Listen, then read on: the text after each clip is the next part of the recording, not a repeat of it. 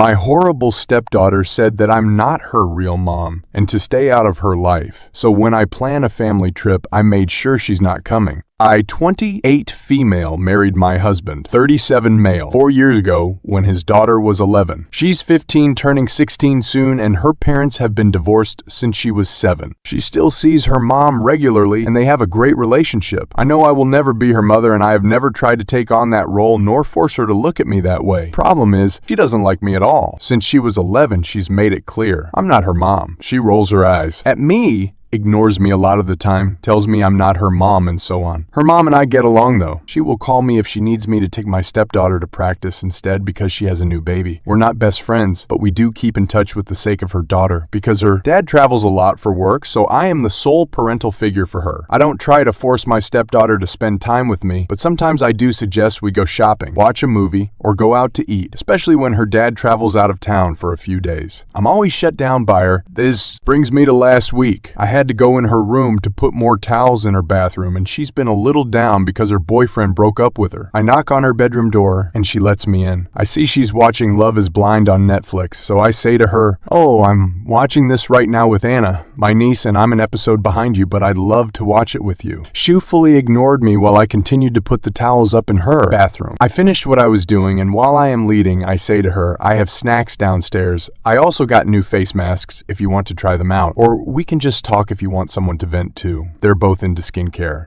And I know how hard a teenage breakup is. She pauses her TV and says, "Stop trying to be my fudging mom. I don't like you. You're just my dad's wife. I have a real mom and you mean nothing to me. So stay out of my life and stop trying to get me to do things with you. I want nothing to do with you, weirdo." I didn't know what to say to her. I was speechless. Then she starts to push me out of her room and slams the door in my face. I will admit that I cried a little. My niece, Anna, is graduating high school this year, and when we were watching television together, she said she would love to go to a beach and go on a good vacation before she starts college because she's never been. I thought this was a wonderful idea, so we started making plans. I'm paying for both of us. My niece's mom says she wants to go as well and she'll pay for herself. My niece also asked if her best friend could come, and I said I'd covered the hotel and flight, but her parents will have to pay the rest. Yesterday, when I was searching and calling around for hotels, amenities, and things to do, my stepdaughter came downstairs and heard me. Her dad walks in and she says, "Are we going on a vacation?" My husband responds, "I don't think so." "Are you, Sarah?" I say, "I'm taking my sister niece and her friend in a graduation present." This is when she asks her dad if she can go, and then my husband asks why I didn't invite his daughter. I said, "We made this plan when I asked her if she wanted to watch a show with me and my niece, and she told me I'm not her real mom. She said she doesn't want to do things with me and she wants nothing to do with me, so she's not invited." They tried to make excuses, but I said, "I can't be your parent and friend when you want me to do things for you, but you treat me like crap any other time." She stormed out of the room with a massive tantrum and called her mom. Her mom ended up calling me and I explained what happened and what was said. She was shocked about what her daughter said to me, but she understood completely where I was coming from. She told my stepdaughter that she will take her on a trip when she graduates, but she missed out by acting that way and she can't force me to take her. My husband says I should get over it and take her, but I don't think I'm in the wrong. Update: I took some of the people's advice. I had to sit down with her, her father, and her mother to talk about boundaries and clear rules of what I will not tolerate anymore. I'm still standing firm that I am not taking her on this trip because I am not going to reward bad behavior and verbal attacks, and I don't want to deal with that on the trip. I do not want to be miserable on a trip that's for my niece in celebrating her graduation. When my husband goes out of town, she will be staying with her grandmother or mother. I will no longer be parenting her years, and she doesn't want me to do anything for her, and I will not until her attitude changes. I said that maybe she needs to go back to therapy, and her mother and dad agreed. I told her once again that I know she has a mother and doesn't need another one, and that was never my goal to try to come in and replace her mom. I just wanted to be a parental figure. My husband did apologize for not having my back and not controlling this behavior before. I said that I may not be her mom, but I am her father's wife, and I need basic respect. She doesn't have to like me, but I won't tolerate her disrespect. They both asked her to apologize for what she said, but she scoffed and rolled her eyes. She stormed off and her mother and father went after her to school for her. We also agreed to go to family therapy. I told them that I will not not be asking her to do things with me, like go to the mall or look for a birthday present for her dad. But if she comes to me with a changed attitude, then I will be more than happy to do so. Her mother said she will be talking to her privately about how her actions have consequences and that this was a small thing compared to what may happen in the real world. I do realize I should have been more vocal about the mistreatment, but I didn't want her to dislike me any more than she did, but I see that was not the correct decision. I'm hoping that peace can be brought back into this house.